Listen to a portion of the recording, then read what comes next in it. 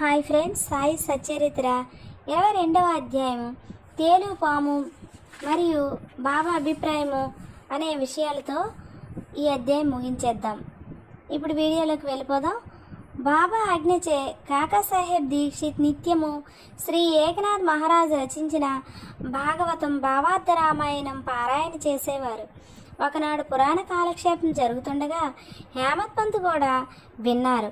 రామాయణంలో ఆంజనేయుడు తన తల్లి ఆజ్ఞానుసారం శ్రీరాముని మహిమను పరీక్షించే భాగం చదివేటప్పుడు వినేవారందరూ మైమరిచిపోయేవారు. అందులో హేమత్ పంత్ ఒకరు. ఇంతలో ఒక పెద్ద తేలు హేమత్ పంత్ భుజంపై పడి వాని ఉత్తరీయంపై కూర్చుంది. మొదట దాన్ని ఎవరు గమనించలేదు. ఎవరు పురాణముల శ్రవణం చేస్తారో వారిని భగవంతుడు రక్షిస్తాడు. ఇంతలో హేమత్ పంత్ తన కుడి భుజంపై ఉన్న తేలును చూశారు. అది చచ్చిన దాని వలె నిశ్శబ్దంగా కదలకుండా ఉంది. అది కూడా పురాణం వినుచున్నట్లు అనిపించింది.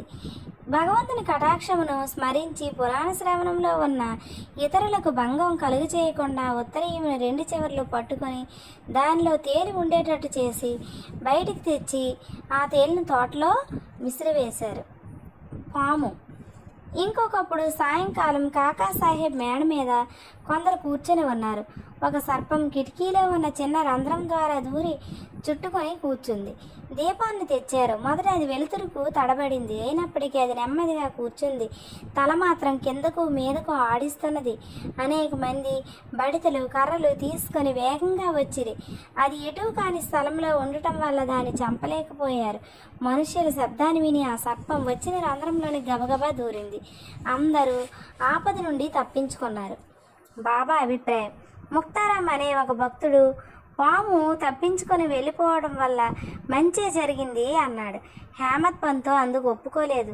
అది సరైన ఆలోచన కాదు, పాములను చంపడమే మంచిది అన్నాడు. ఇద్దరికి గొప్ప వాదన జరిగింది.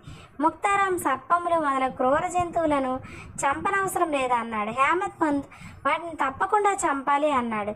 రాత్రి సమీపించింది. చర్చ పూర్తి కాలేదు. ఆ మరుసటి దినం ఆ ప్రశ్నను బాబా అడిగారు. బాబా ఇలా జవాబు చెప్పారు. బాబా ఇలా జవాబు చెప్పారు. భగవంతుడు సకల జీవులందు నివసించుచున్నాడు.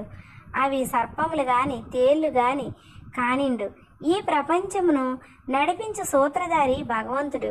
సకల జంతుకోటి పాములు తేళ్లతో సహా సకల ప్రాణులు భగవదాజ్ఞను శిరసావహించును.